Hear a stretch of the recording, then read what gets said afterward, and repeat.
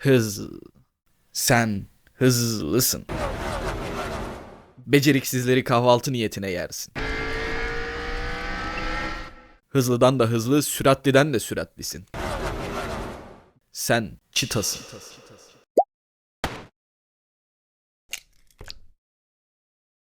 Dünyanın kara parçalarının arasında en tehlikeli, en vahşi ve en acımasız bölgede doğdum. Hayatta kalmanın bir mucize olduğu bu bölgenin adı Serengeti. Afrika'da, Tanzanya'nın oralarda bir yer işte. Annenin seni doğurduğu bu coğrafyada kardeşlerinle beraber aşırı savunmasızsınız. Kör, dişsiz ve biraz da topalsınız. Kısa bir sürede böyle kalacaksınız, yaklaşık 6 gün kadar. Seninle beraber başarılı bir şekilde doğan bir erkek, bir de kız kardeşin var. Önümüzdeki 18 ay boyunca tamamen annenize bağımlı kalacaksınız. Bu dönemlerde bölge yavrular için epey tehlikeli. Hatta çitaların %90 kadarı yetişkinliğe ulaşamaz. Yani başarıp da büyürsen hem seni hem anneni tebrik etmek lazım. Hatta bu durum yüzünden çitaların nesli tükenme tehdidi altındadır. Günümüzde yalnızca 7.000 tane var. Kısacası büyüyene kadar hayatta kalmak büyük olay. Bak işte tam olarak bundan bahsediyorum. Artık yalnızca bir adet dişi kardeşe sahipsin. Bu tip olayların sürekli olarak yaşanabileceğini bilen annen ilk 4 hafta boyunca her hafta sizi başka bir bölgeye taşıyor. Bu süreçte annenin diliyle duş alıp süt içmekten başka hiçbir şey yapmıyorsun. Günler geçip de 6 aylık olduğunda artık annenden alacağınız eğitimlere başlıyorsunuz. Bu tam bir sene sürecek olan kapsamlı eğitimin içeriği avlanma, pusu kurma, koşma, çaktırmadan yanaşma, aslan, sırtlan ve insan gibi tehlikelerden sakınma, saklanma, koku kontrolü, sessizce hareket etme falan filan. Bu yoğun eğitim programı sizin gibi soytarılar için elbette şart. Annenin yakalayıp parçaladığı avları yemekle, kardeşinle oyun oynamakla ve eğitimlerle aylar geçiyor ve artık 1,5 yaşına geliyorsun. Günlerden bir gün annen yine hep beraber çıktığınız bir avda yavru bir zebrayı başarıyla enseliyor. Hemen ağzınız sulanıyor çünkü bu böyledir yani. Anne avlar, parçalar, siz de yersiniz. Ama bugün başka bir şey oluyor. Anneniz avladığı zebrayı alıp götürüyor ve size arkası dönük bir şekilde yemeye başlıyor. Yanına gidip durumu öğrenmeye çalıştığınızdaysa artık yeteri kadar büyüdüğünüzü ve kendi başınızın çaresine bakmanız gerektiğinin mesajını alıyorsunuz. Günün ilerleyen saatlerinde anneniz artık gidiyor. Aradan biraz vakit geçiyor ve kardeşin de ayrılıyor. Dişi çitalar yalnız yaşamaya her zaman daha okeydir.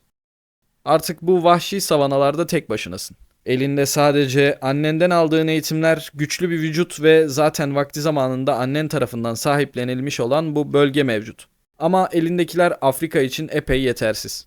Erkek çitalar grup halinde takılmayı severler. Yavruluk döneminde erkek kardeşini kartal kapmasaydı şu an onunla beraber bu savananın altını üstüne getiriyordunuz. Ama kaptı. Dolayısıyla sen de bir ekip arayışına çıkıyorsun.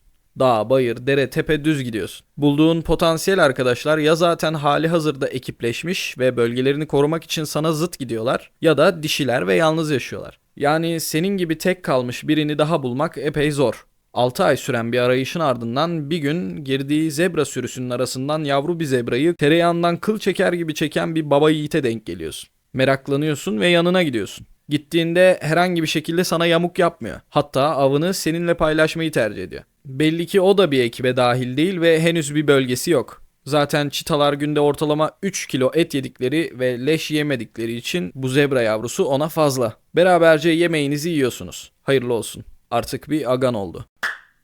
Yeni aganla sağlam bir hayatta kalma mücadelesine başlamadan önce videonun sonunda çıkacak hayvanlardan birini yorumlarda belirterek sıradaki videonun konusunu belirleyebilirsin. Şimdi gel sana Prime döneminde neler yapabildiğinden bahsedeyim. Tabii ki hızla başlayacağız. Sıfırdan 100'e 3 saniyede çıkabiliyorsun. Bir Bugatti Veyron'un sıfırdan 100'e 2,6 saniyede çıkabildiğini düşünecek olursak bu manyak bir hız. Ama şöyle bir base var. Genelde bu hızla maksimum 200-300 metre mesafe kat edebiliyorsun. Çünkü vücut hızla ısınıyor ve kalp atışlarında buna pek dayanmıyor. Vücudun kaslı bir yapıya sahip. Patlama enerjisini bacaklarınla sağlayabiliyorsun. Keskin diyebileceğimiz bir zekaya sahipsin. Avlar zikzak yaparak kaçarken sen o zikzak hareketinin hipotenüsüne yönelip en kısa mesafeyi analiz ediyorsun ve arayı o şekilde kapatıyorsun. Ve son olarak gözlerinin altında siyah çizgiler mevcut. Bu çizgiler güneş ışınlarını emerek senin görüş kabiliyetini kayda değer bir miktarda arttırıyor. Kayda değer dediğim bayağı kayda değer. Tam 5 kilometre ötede hareket eden yavru bir ceylanı tespit edebiliyorsun. Hatta bu yüzden Amerikan futbol oyuncuları stadyuma çıkmadan önce gözlerinin altını siyaha boyar ki topu daha net görebilsinler. Evet, o boyanın sebebi bu.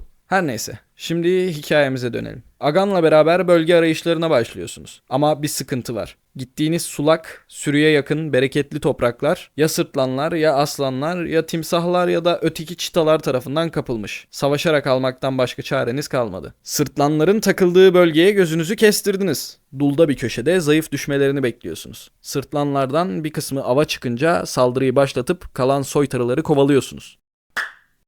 Diğerleri avdan gelince 2'ye 2 kazanamayacaklarını bildikleri için orayı terk ediyorlar. Bölgeyi ele geçirdiniz. Bravo. Ama asıl mevzu burayı korumak. Kural basit. İşgalciler ya uzak durur ya da ezilir. Haftalar agalığınızı pekiştirmekle, avlanmakla, bölgeyi korumakla ve gölgelerde dinlenmekle geçiyor. Her sabah bulunduğunuz bölgenin sahipli olduğunu el aleme göstermek için bir termit yuvasına koku bırakıyorsunuz. Termitlere sinen koku bu böcekler aracıyla yayıldığı için kokunuzda epeyce geniş bir alana dağılmış oluyor. Günlerden bir gün yine bu koku bırakma işini yapacakken o yuvada farklı bir koku algılıyorsun. Belli ki sizden biri değil. Bir işgalci var, bir saygısız. Ortağını çağırıyorsun ve bu durumu beraber incelemeye başlıyorsunuz.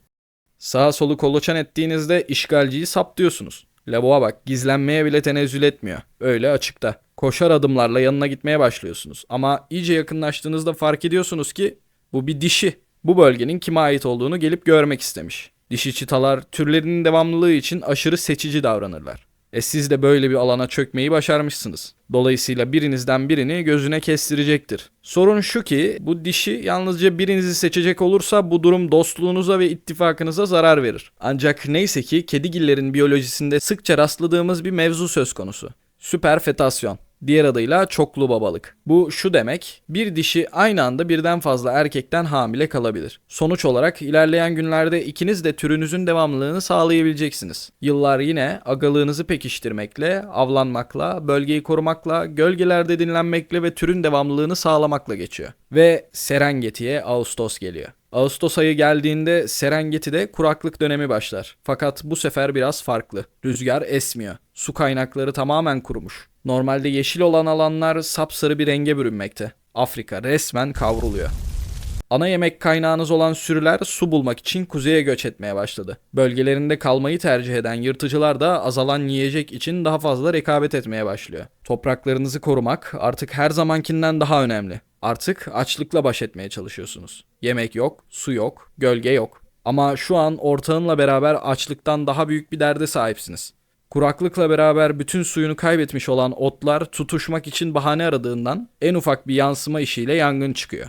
Al işte. Aslanlar, sırtlanlar, kuraklık, açlık, susuzluk yetmezmiş gibi bir de şimdi yangın başladı. Alevler güç bela kazandığınız bölgeyi yakıp geçiyor. Uğruna emek verdiğiniz her şey yok oldu. Sabaha yangın sönmüş. Tüm bölge değişmiş. Kalan tek şey bu kavruk toprak, son ceylanlar da çekip gitmiş. Yağmurlar dönene kadar bir zamanlar bereketli olan bu topraklar çorak kalacak. Artık yer değiştirmek zorundasınız. Bir bölgeye sahip değilken yemek ve eş bulmak imkansızdır. Doğuya yönelirseniz hayvancılık yapan ve bu hayvanları koruyan insanlar gözünüzün yaşına bakmayacaktır. Batıya gitmeye başlıyorsunuz. Serengeti'nin kalbine. Aynı yemek için çekişen sırtlan, aslan ve öteki çitaların hükmettiği topraklara. Yolculuk epey çetrefilli. Artık açlıktan kemikleriniz sayılıyor. Ayrıca aşırı susadınız. Kurumamış 3-5 su kaynağına da aslanlar çökmüş durumda. Galiba buraya kadarmış derken otların içinde kıpırdayan bir şey fark ediyorsun. Bir tavşan.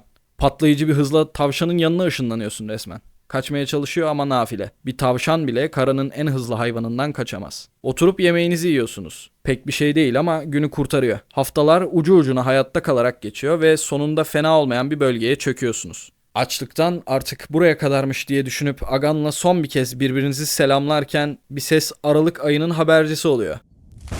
Yağmurun ve kurtuluşun sesi. Olması gerekenden tam 4 hafta sonra. Fırtınalar sıklaşıyor, dereler akıyor. Kurumuş gölcükler suyla doluyor. Zemin sarıdan yeşile dönmeye başlamış bile. Kuraklıktan göç eden sürü bereketli ve tanıdık topraklar için geri dönüyor. Artık bölge milyondan fazla Afrika antilobu, yüz binlerce zebra, sığır antilobu ve ceylanla doluyor. Bunca badire, bunca hayatta kalma savaşı ve bunca başarı, siz çitaların bu topraklarda uzunca bir süre daha hükmedeceğinin belgesi oluyor.